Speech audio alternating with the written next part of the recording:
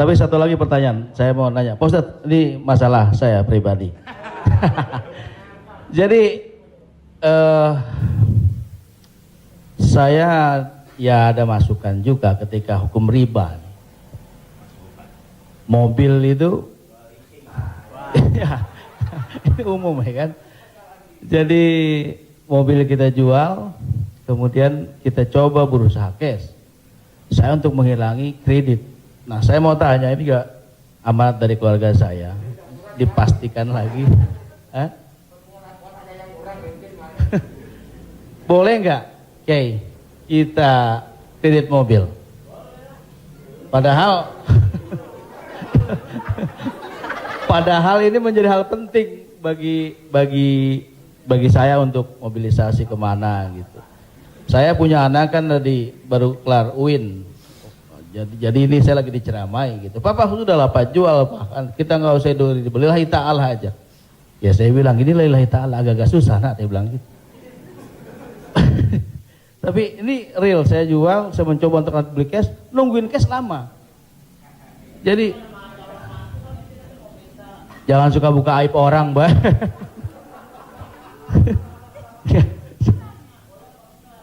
Ya, udah tadi ini dulu belum kelar. Jadi boleh nggak saya riba? Oke. Sorry, boleh nggak kredit mobil itu?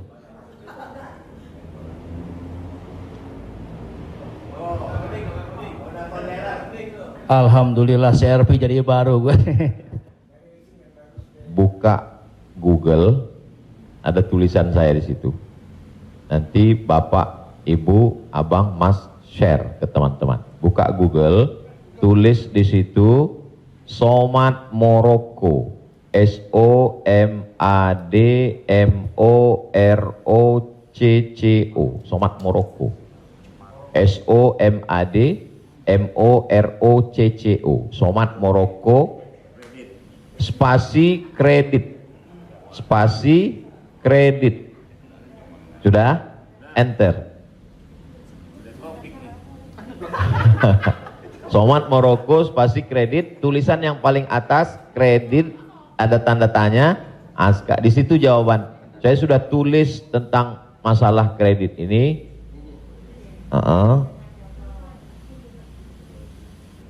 Di situ.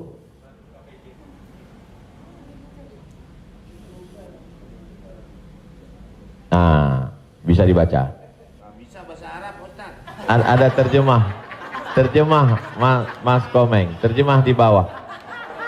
Terjemah di bawahnya. Terjemah di bawah. Majma' Al-Fiqih Islami membolehkan jual beli dengan tempo. Membolehkan jual beli dengan tempo, jangka waktu garis miring kredit pada konferensi ke-6 yang dilaksanakan di Jeddah pada tahun 1990. Dalam keputusan tersebut. Jadi jual beli dengan tempo kredit itu boleh. Bawah, ini penjelasannya. Yang bawah langsung bahasa ke jawaban.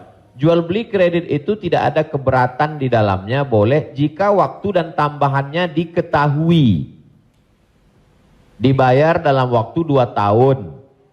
Dibayar dalam harga 200 juta. Dicicil 1 bulan 15 juta, misal 10 juta, 12 juta.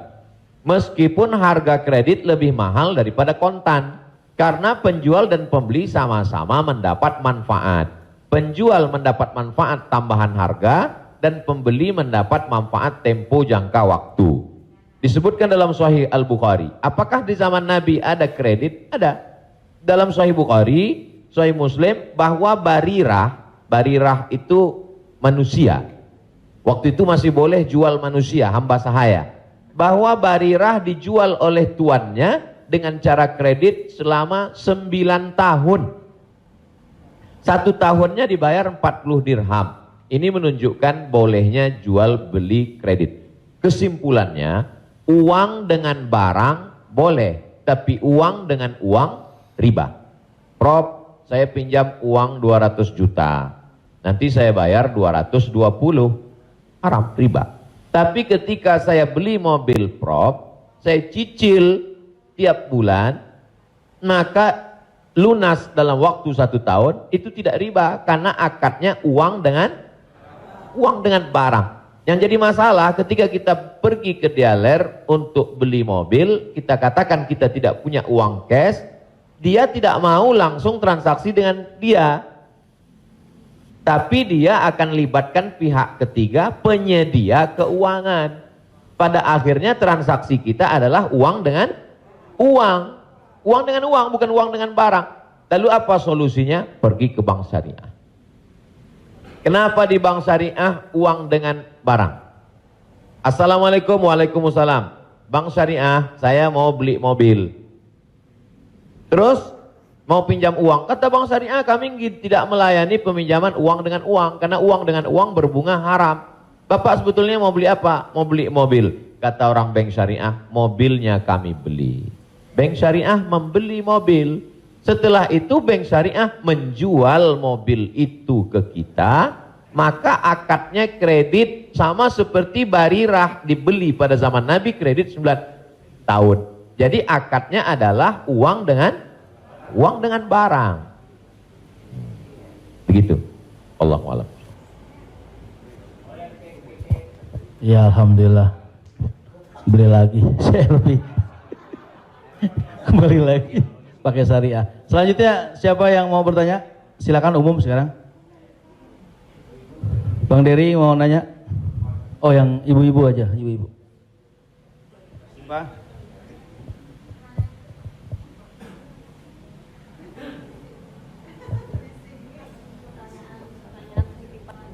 Jadi Ustadz, mohon maaf Ustadz, tadi di garis bawahin lagi. Jadi artinya leasingnya yang nggak boleh ya Ustadz. Misalnya kita beli kepada dealer mobil, kita bercicil kepada yang punya dealernya boleh. Tapi kalau kita minta dari kayak sekarang banyak perusahaan-perusahaan leasing itu yang tidak boleh. Maksudnya itu Ustadz. Ketika saya mau beli mobil, saya tidak punya uang cash, Ya. maka kata si dealer, Ya. kami akan arahkan Bapak ke penyedia keuangan. Ya. Maka sebenarnya saat itu saya membeli mobil itu cash sebenarnya. Karena dealer tidak mau dia barang ini tidak cash. Jadi kemudian yang saya cicil setiap bulan itu adalah bukan mobilnya tapi uangnya. Maka saya terjebak pada Riba. rentenir, riba, bahasa kerennya leasing segala macam. Inilah yang menyebabkan haramnya karena transaksinya adalah uang dengan uang. Lalu solusinya mana Ustadz? Bank syariah. Iya. Karena di bank syariah itu disitulah letak. Jadi orang yang tidak mengerti dia katakan sama aja bank syariah dengan konvensional, bedanya pegawainya pakai jilbab, masuknya assalamualaikum. Enggak. Perbedaan dalam jual beli dalam Islam itu adalah pada akadnya. Maka bank syariah membeli mobil itu milik bank syariah, maka saya membeli mobil itu secara cicil, akadnya adalah uang dengan barang. Oh, Wallahu a'lam. Satu lagi Ustadz, kalau beli emas secara online itu gimana Ustadz? Sebagian ulama mengatakan membeli emas secara online tidak langsung dan dicicil riba. Mengapa mereka mengatakan riba? Karena transaksi itu uang dengan uang. Oh ini enggak uang dengan uang Ustadz. Ini Ustadz uang rupiah. Lalu kemudian yang jual ini kan emas. Di zaman Nabi enggak ada uang kertas. Di zaman Nabi hanya ada 2 uang. Yang pertama dinar, uang emas. Yang kedua dirham, uang perak. Maka ketika saya beli emas tidak cash, maka sesungguhnya akadnya adalah uang dengan uang rupiah dengan uang emas. Itulah orang yang mengatakan nggak boleh beli emas kalau nggak cash karena transaksinya uang dengan uang. Tapi pendapat kedua mengatakan boleh beli emas kredit tidak cash. Kenapa? Karena zaman sekarang emas sebagai komoditi. Emas sebagai barang, emas bukan sebagai uang. Dan fatwa Majelis Ulama, fatwa Ormas Islam kontemporer mengatakan boleh beli emas tidak cash Karena emas zaman sekarang bukan uang. Emas sekarang adalah barang. Jadi sama dengan kalau saya beli mobil boleh kredit, maka beli gelang juga boleh, karena bukan uang dengan uang. Di situ letak sebab boleh tidak bolehnya. Wallahu a'lam.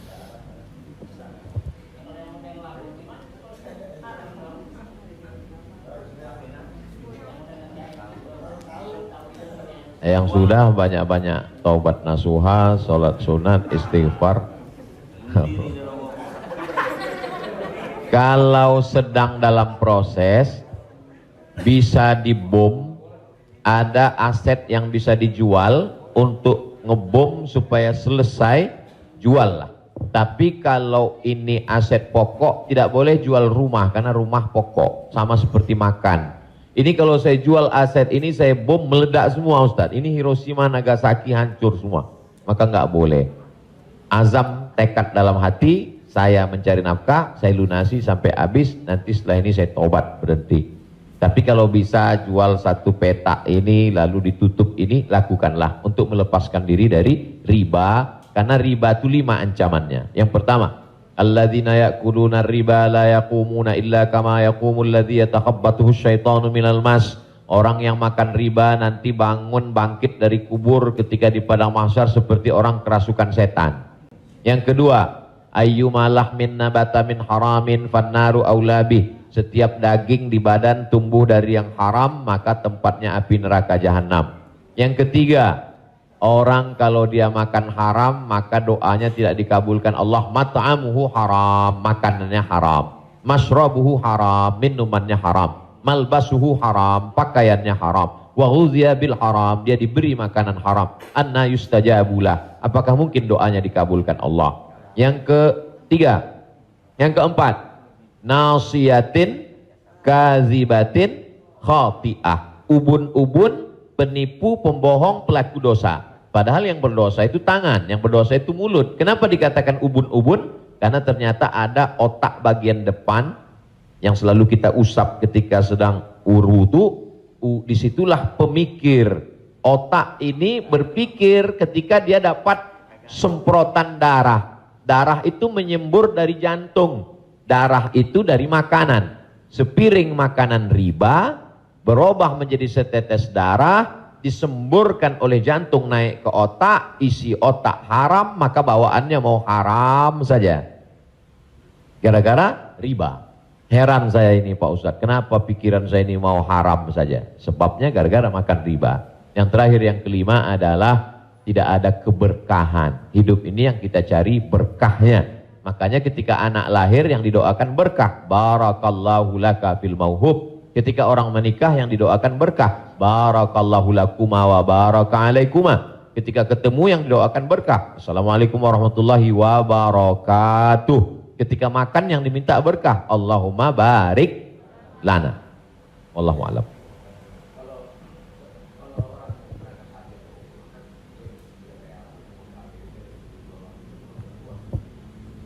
Transaksi uang dengan uang boleh dengan syarat yadan biadin, langsung cash. Maka ketika sampai di Makkah, saya keluarkan uang rupiah, saya katakan saya mau beli rial, langsung cash, boleh. Begitu juga membeli dolar. Saya sampai ke Maroko, saya beli dirham. Maka pemerintah Saudi Arabia tidak akan bisa mengizinkan buka money changer, uang, pertukaran uang ini kalau tidak ada fatwa dari ulama. Mereka amat sangat ketat. Jadi boleh tukar ini selama dia langsung dan cash di tempat itu, langsung jadi. Wallahu a'lam. Ustaz, Assalamualaikum. Ustaz, saya mau nanya Ustaz, berkaitan dengan kredit tadi, ada juga selain kredit namanya gadai Ustaz. Gadai. Tahu gadai Ustaz ya? Kalau nggak tahu saya jelasin. Biasanya zaman sekarang gini Ustaz. Orang punya kendaraan, kemudian karena nggak punya uang digadaikan mobilnya misalnya Ustaz, sama orang itu. Itu termasuk itu riba atau gimana? Kalau gadai seperti itu. Mari nyender. Imam yang paling tua di antara imam yang 4 itu namanya Imam Hanafi. Meninggal tahun 150 Hijrah. Suatu ketika dia berdiri di depan rumah orang. Ada panas terik, dia berdiri di depan rumah orang. Padahal di depan rumah itu ada atapnya dan ada pohon kayu. Lalu orang bertanya kepada Imam Hanafi, Imam Hanafi, kenapa kamu tidak mau berlindung di bawah atap yang punya rumah itu? Dan kenapa kamu tidak mau berlindung di bawah pohon kayu? Kan lebih baik berlindung daripada kena panas. Apa kata dia? Saya meminjamkan uang pada orang ini dengan sistem gadai, maka saya tidak mau mengambil keuntungan dari dia. Ayyuma lahmin kullu qardin jarra naf'an fahuwa riba. Setiap gadai pinjaman kalau kita ambil manfaat maka itu berarti riba. Tidak mau bernaung di bawah atap rumahnya karena itu dianggap sebagai manfaat. Jadi manfaat tidak hanya sebagai uang tapi juga manfaat sampai sekecil itu dia menjaga dirinya. Jadi gadai dalam Islam hukumnya boleh, tapi jangan ambil manfaat dari gadai. Yang terjadi sekarang adalah orang mengambil manfaat dari gadai. Saya punya uang. Lalu kemudian ada orang mau pinjam uang. Saya tidak percaya dengan dia. Ustadz pinjam uang 100 juta. Saya nggak percaya. Kalau Ustadz nggak percaya, ini sawah saya 1 hektar. Ketika dia kasih sawahnya ke saya, maka sawah itu cukup sebagai jaminan. Tapi yang dilakukan orang sekarang adalah sawah itu dia tanam padi, dia ambil hasilnya. Hasilnya itu riba. Maka sekarang orang kaya makin kaya, yang miskin makin miskin. Bagaimana dia mau bisa menebus uangnya, orang sawah dia dipakai terus dan uangnya diambil. Maka yang punya uang makin kaya, yang minjam makin miskin. Padahal dalam Islam mestinya cukup suratnya saja dipegang. Kamu kalau mau garap sawah ini garaplah, nanti bayar hutangmu. Itu akhlak dalam Islam. Akhlak itu yang dihilangkan oleh riba. Riba ini sangat kejam. Wallahu a'lam.